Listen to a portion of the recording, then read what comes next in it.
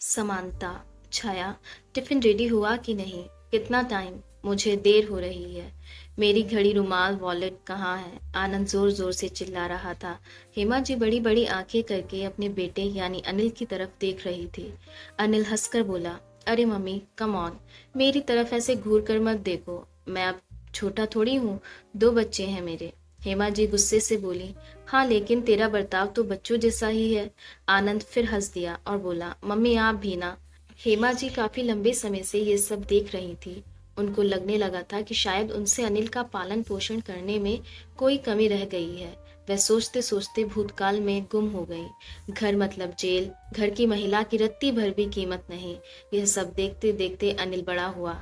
जैसे जैसे बड़ा हुआ मैंने उसे क्या कुछ नहीं सिखाया। खुद के काम खुद ही करना चाहिए। कभी अकेले रहना पड़े तो कुछ साधारण सा खाना पकाना आना चाहिए। अपने से छोटे बड़े सबको मान देना चाहिए, खासकर महिलाओं को। फिर भी ये क्यों इस तरह से बर्ताव करता है? छाया को तो कभी भी कुछ भी बोल देता है। घर की लक्ष्मी है वह। मैं अब क्या करूं इसका? अपने ऐसे इन विचारों में वो खोई हुई थी कि तभी उनकी बचपन की सहेली चित्रा आई। चित्रा उनकी सिर्फ नाम की दोस्त नहीं थी, पक्की वाली दोस्त थी। हेमा का चेहरा देखकर ही चित्रा ने भाप लिया कि कुछ तो गड़बड़ है। चित्रा तुरंत बोली, हेमा कल पूरा दिन तुम मेरे यहाँ आओगे, ठीक है? हमने काफी समय से एक दूसरे से ठीक से बातें नहीं की हैं। छाया ने भी उनका पक्ष लेते हुए कहा, आंटी जी ले जाइए मम्मी जी को अपने साथ। बाबा को गए 3 महीने हो गए हैं लेकिन मम्मी जी घर से बाहर ही नहीं गई। मम्मी जी आप सचमुच थोड़ा बाहर हो आइए, आपको सच में अच्छा लगेगा। आंटी जी आज आप यहाँ रुकेंगे क्या? हम बनाते हैं ना एक बढ़िया सा प्लान। चित्रा तुरंत तैयार हो गई। शाम को बढ़िया सा पाव भाजी बनाने के बाद सारा काम खत्म करके छाया भी सबके साथ पत्ते खेलने के लिए बैठी। चित्रा आंटी छाया को बोली, अब तू भी कुछ शुरू कर, इतनी अच्छी खासी पढ़ी लिखी है, घर में मत पड़ी रह। घर के काम कितना भी कर लो, किसी को उनकी कीमत नहीं होती। छाया अपने आंखों के आंसू छुपाते हुए चेहरे पर झूठी मुस्कान के साथ हाँ बोली। हेमा जी ने इस बात को आगे बढ़ाते हुए कहा, चित्रा तूने मेरे मन की बात कह दी। छाया बेटा तुम सच में कुछ सोचो। तब तक आनंद ऑफिस से लौट आया। छाया तुरंत उठकर उसे पानी देने के लिए गई। सबको पाव गर्म करके देते देते उसे थोड़ी देर लग गई। चित्रा आंटी ने अनिल को हंसते हंसते कहा, छाया को तुम अब पाव गर्म करके दे दो। आंटी ने कहा था, इसलिए अनिल ने पाव गर्म करके दे दिया। फिर से गपशप शुरू हुई। आज पिताजी के जाने के बाद पहली बार माँ इतनी खुश है, यह देखकर दिल खुश हुआ। चित्रा आंटी को जल्दी जाना था, इसलिए जल्दी जल्दी जैसे तैसे काम खत्म करके छाया बाहर आई।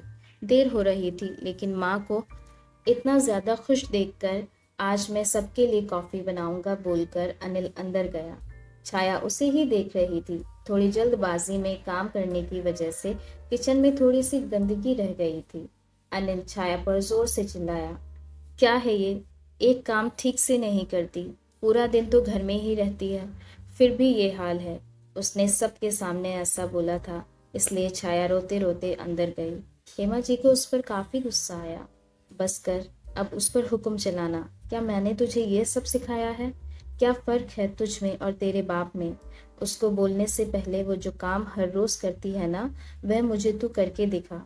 उतने ही उत्साह से जितना वह करती है, उतना ही अच्छे से जितना वह करती है, और बिना ये कहे कि मैं थक गया हूँ या मुझे कंटाला आ रहा है।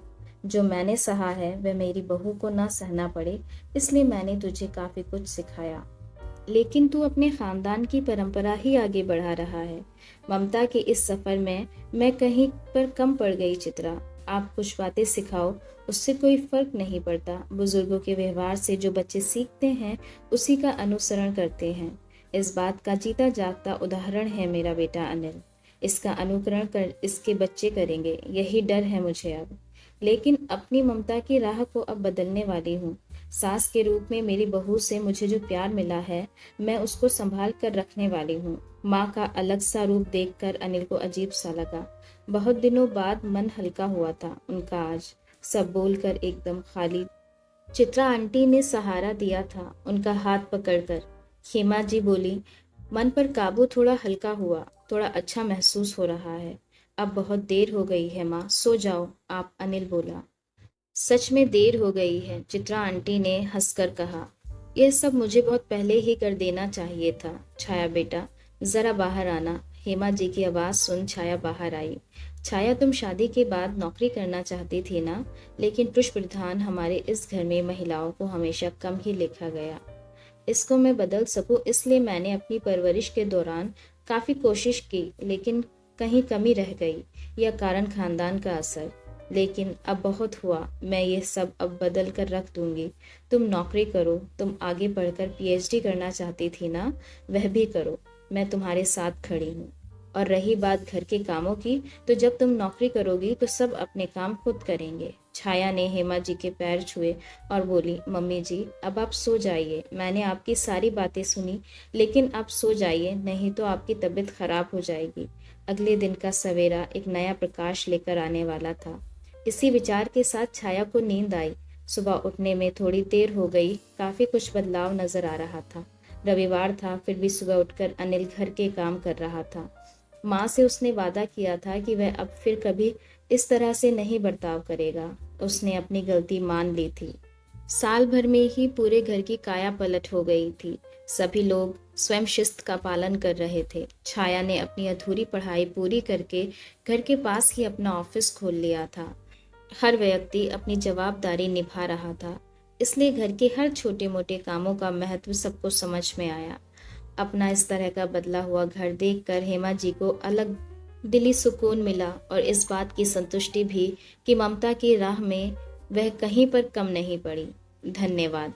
अगर आपको ये कहानी पसंद आई है तो like, comment, share and subscribe करना ना भूलें। Thanks for watching.